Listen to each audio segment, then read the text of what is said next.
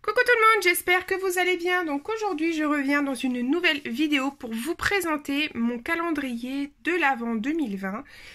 Donc je ne ferai pas de tuto par rapport à ce calendrier parce que vous allez voir il existe en je sais pas combien d'exemplaires sur YouTube. Vous pouvez le trouver très facilement. Moi j'ai suivi le tuto de Le Petit Monde de Chachou pour les boîtes, vous allez voir. Et puis la structure du calendrier, j'ai un peu géré les mesures. Donc, je vais vous présenter déjà le tour. Donc, essentiellement, c'est des chutes de papier que j'avais de l'année dernière, d'il y a 2 ans, d'il y a 3 ans. De diverses marques que je pourrais pas vous dire. Je crois qu'il y a du Action, mais il y a plein d'autres marques. J'ai fait vraiment que de la récup. Donc, le derrière se présente comme ceci. J'ai laissé un papier bois tout simple, avec un petit tampon 2020 de la marque Univers Scrap. Sur le côté, j'ai également pris une chute de papier pour la tranche. Le papier ici, il a été entouré entièrement, le calendrier, de papier peint que j'avais à la maison. Et de diverses breloques. Donc il y a des chutes, n'importe quoi. Des embellissements bois, donc essentiellement de chez Sagapo Scrap. Des petites étiquettes cadeaux que j'avais eu l'année dernière sur un de mes paquets. Et des petites clochettes, ainsi que de la twine.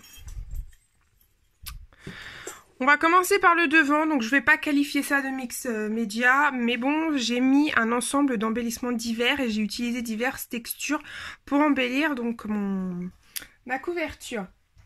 Donc j'ai utilisé tout d'abord beaucoup de tout ce qui est pommes de pin, des petites choses comme ça, comme vous voyez ici. Voilà, des petites choses diverses qu'on trouve dans la nature. Moi, je les avais eues en cadeau dans un colis.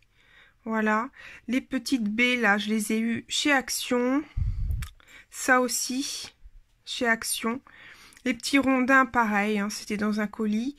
Des gros flocons de neige, pardon, que j'avais acheté chez Nose il y a déjà quelques temps. Et ça, ce sont les sapins couleur naturelle de chez Tim Holtz, que j'avais acheté également d'occasion. Au niveau des diverses textures que j'ai utilisées pour embellir la couverture du calendrier, j'ai utilisé de la marque Stamperia la Glamour Paste. Donc c'est une pâte à structure qui est en fait irisée. Donc j'ai essentiellement mis cette pâte à structure sur un peu de pomme de pin ainsi que sur le sapin. J'ai utilisé de la peinture blanche classique de la marque D'Illusion pour faire des gouttes tout autour de ma composition. J'en ai mis aussi un petit peu dans le sapin. J'ai également mis pour durcir un peu le sapin, pour pas trop que ça s'abîme à la manipulation, de la pâte à structure blanche. Je vais pas vous dire laquelle que j'ai mise, je sais plus en fait. Je sais plus. Ah non. Il me semble que c'était celle-ci que j'ai mis. La Mix Media Cream Paste de chez Stamperia. Ensuite, j'ai mis pour mettre un petit peu de diverses... voilà, vous avez vu, vous avez un pochoir qui est juste là. Excusez-moi, il y a la petite chouette qui demandait un peu d'attention.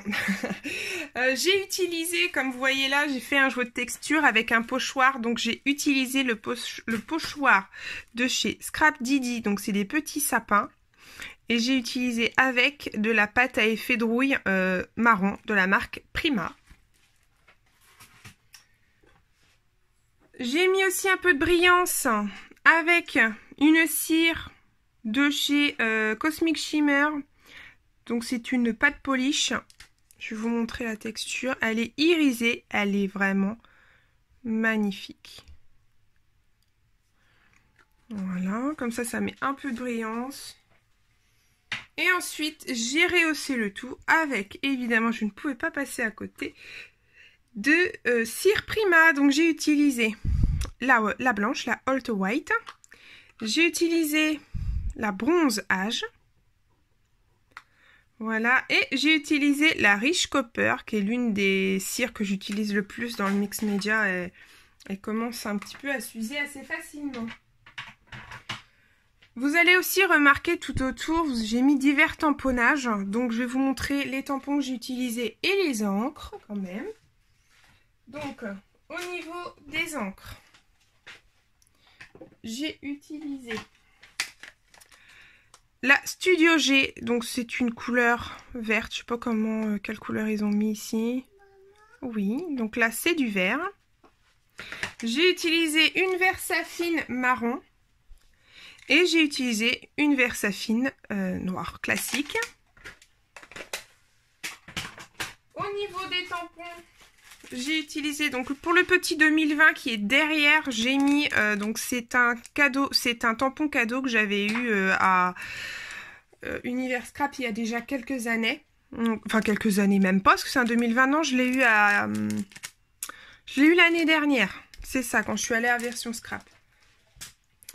J'ai utilisé aussi un tampon de chez Scrap Didi, le Ho Ho Ho, quand même, classique.